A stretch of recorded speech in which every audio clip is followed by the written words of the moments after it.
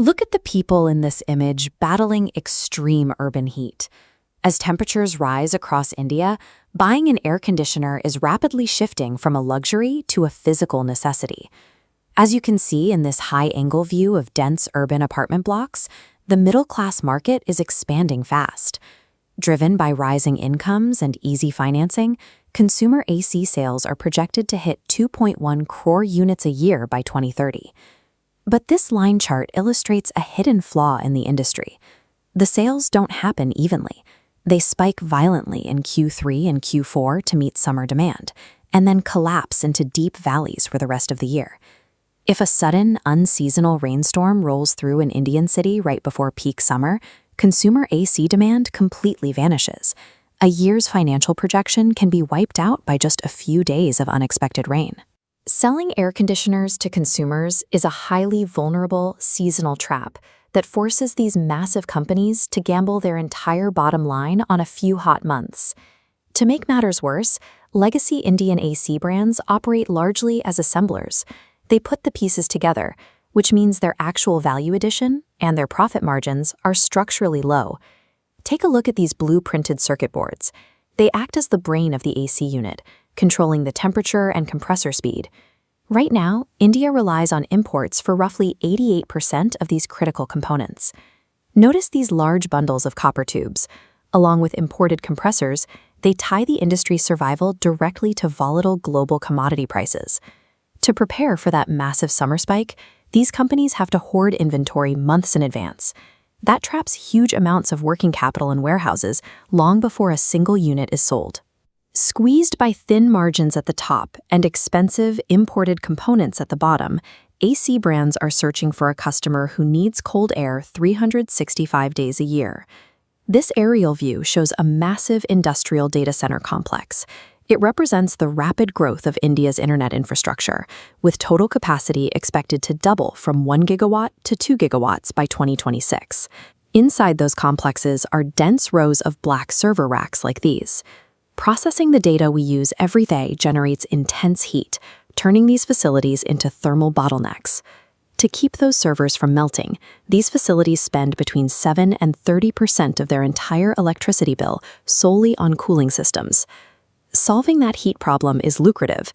Analysts project the data center cooling market in India will hit a staggering 89,000 crore rupees by 2031. For AC companies, data centers represent a significant strategy shift, a high-margin, deep-pocketed customer that operates with zero seasonality. Legacy brands like Voltas and Blue Star are already adapting their commercial expertise to build specialized systems for these data centers. You can see the scale of the hardware required in this mechanical room, featuring a massive industrial water chiller and complex piping. This diagram shows traditional computer room air conditioners. Red arrows illustrate hot air pulled from server aisles, while blue arrows push chilled air up through the floor. Unlike living rooms, this requires extreme precision. Temperatures cannot fluctuate even 1 degree without risking systemic collapse. To secure their supply chains for these massive commercial units, AC brands are utilizing government production-linked incentive schemes to start manufacturing components domestically. Mastering heavy-duty air cooling gives domestic brands a structural advantage right now, but the physical rules of the tech world are about to change. The hardware required for high-end AI processing generates too much heat for traditional blowing air. Watch how this computer chip radiates heat. Air simply cannot absorb that much thermal energy fast enough. The industry is forced into a technological leap toward liquid cooling.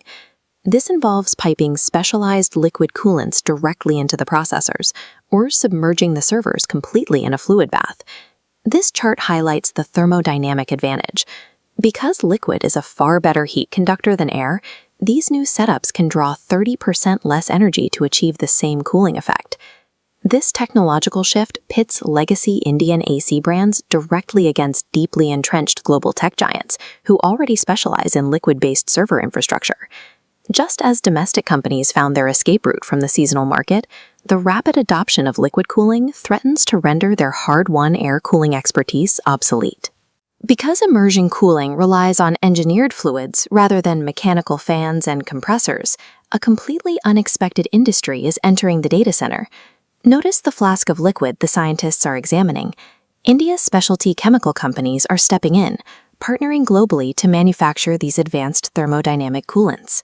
We are now watching a three-way battle for the data center, fought between legacy AC brands, global hardware giants, and chemical manufacturers. Surviving the next decade means moving past assembling metal boxes for summer heat to mastering the thermodynamics required to keep the internet alive.